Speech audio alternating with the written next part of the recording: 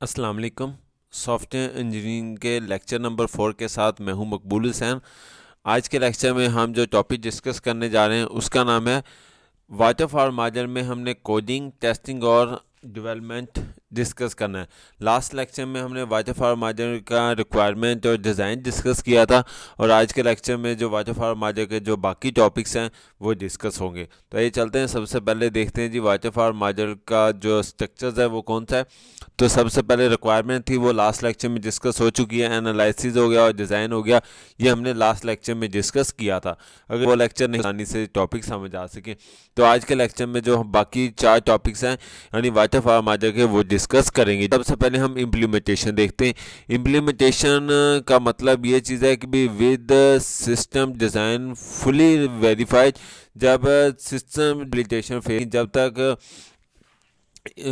Design verify नहीं होता उस वक्त तक हम इम्प्लीमेंटेशन नहीं कर सकते। तो इस फेज में the input from the system design are taken and the first development the small program known which is tested and implemented in the upcoming phase.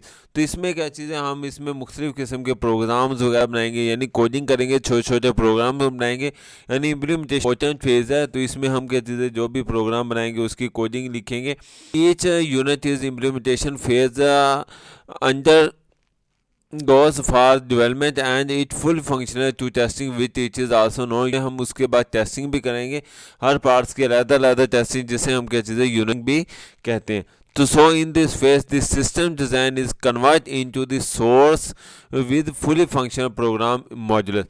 तो इसमें क्या चीज़ें, इस फेज में सिस्टम जो ना कन्वर्ट किया जाएगा इनटू सोर्स कोड, यानी एक जो डिज़ाइन है वो तो एक स्ट्रक्चर बना हुआ है ना, डायग्राम बनी होगी, लेकिन डायग्राम को कोडिंग की शक्ल में इंटीग्रेशन ऑफ द सॉफ्टवेयर। तो इसमें क्या भी इसी पार्ट्स में होती है।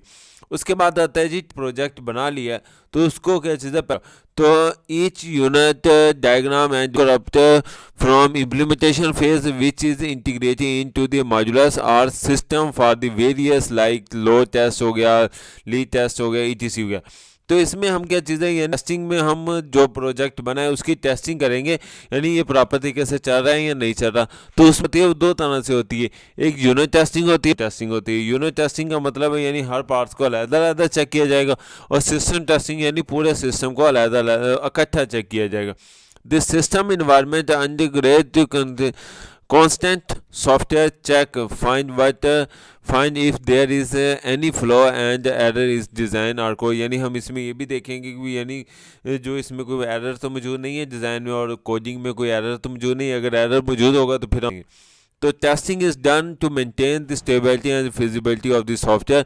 तो अगर टेस्टिंग सही हो जाती है तो इसका में हम उसको मेंटेन काफ़ी आसानी के साथ मेंटेन कर सकते हैं, और वो हमारी काफ़ी ज़्यादा सहूलत एबल हो सकता है कि जब भी हम उसमें से एरर वगैरह या कोई भी चीज़ जो प्रोजेक्शन है वो एरर्स जो है वो ख़त्म कर सके।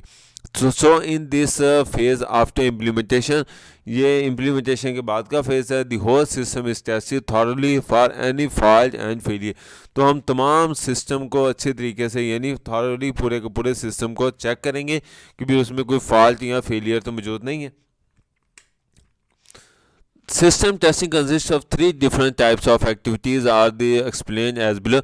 तो सिस्टम टेस्टिंग जो है वो 3 किस्म की एक्टिविटीज़, डिफरेंट किस्म की एक्टिविटीज़ हैं। वो कौन कौन सी है? सबसे पहले है जी अल्फ़ा टेस्टिंग। तो it is testing done by the development team. तो इसको कौन टेस्ट करता है? टीम होती है वो उसे चेक करते हैं। उसके बाद बीटा टेस्टिंग आती है। It is the testing done by the friendly team of the customer end user. तो इसमें जो है ना यानी फ्रेंडली तौर पर कस्टमर और यूज़र जो है वो उसे चेक। और तीसरा जो है एक्सेप्टेंस टेस्टिंग। इसमें क्या चीज़ें यानी बहुत alphabetic alpha testing and beta testing दोनों चेक करते हैं। Basically this testing is delivery by the customer, यानी कि कस्टमर को डिलीवर करने के बाद क्या चीज़ है ये टेस्टिंग होता है। लोगर क्या चीज़ है वो उसके बाद उसको देखता है, कस्टमर जो है वो चेक करता है कि भी अगर यहाँ तो ये एक्सेप्टेबल है वो उसे रिजेक्ट कर देगा। तो so in this phase basically debug of the bugs, अगर वो तमाम बग्स जो हैं वो दूर हो चुके हैं तो वो हम इसमें देखा जाता है। उसके बाद आता है डेवलपमेंट ऑफ दिस सिस्टम। उसके बाद हम जब इम्प्लीमेंटेशन हो जाती है, टेस्टिंग हो जाती है, फिर हम क्या चीज़ें उसकी इम्प्लीमेंट करते हैं। Once of non functional functional alpha and beta testing are done. जब नॉन फंक्शनल या अल्फ़ा या बीटा टेस्टिंग हो जाती है, the project of software is developed on the user and customer system and it is release the market. उसके बाद क्या चीज़ है, यूज़र भी उसे चेक कर लेता है, कस्टमर भी उसे चेक कर लेता है, उसके बाद क्या चीज़ है, उसे मार्केट में रिलीज़ कर दिया जाता है। The development phase include, development phase में क्या होता है, सिस्टम को इंस्टॉल करना, उसकी माइग्रेशन का, complete system to the user and customer environment. इसमें यूज़र और कस्टमर का जो इन्वायरमेंट है वो भी सारे का सारा कंप्लीट देखा जाता है। अब लास्ट में आता है मेंटेनेंस। ये बहुत ही इंपॉर्टेंट फेज है maintenance. It is last but most important phase in the waterfall model. This step come just after installation, यानी ये जब इंस्टॉलेशन हम मुख्तलिफ किस्म की जब कोई भी चेंजिंग वगैरह करनी हो या कोई भी मॉडिफिकेशन करनी हो, उसके लिए हम मेंटेनेंस का फेस इस्तेमाल करते हैं। तो it is main role improve the, यानी इसमें अगर हमने किसी भी सिस्टम को अपग्रेड करना हो, यानी जो सिस्टम बन चुका है उसको मेंटेनेंस में ये चीज़ें भी हो, तो उसमें कोई अपडेशन करनी है या कोई नई चीज़ें ऐड करनी है, तो वो हम किस में करते हैं, वो मेंटेन की जाती है।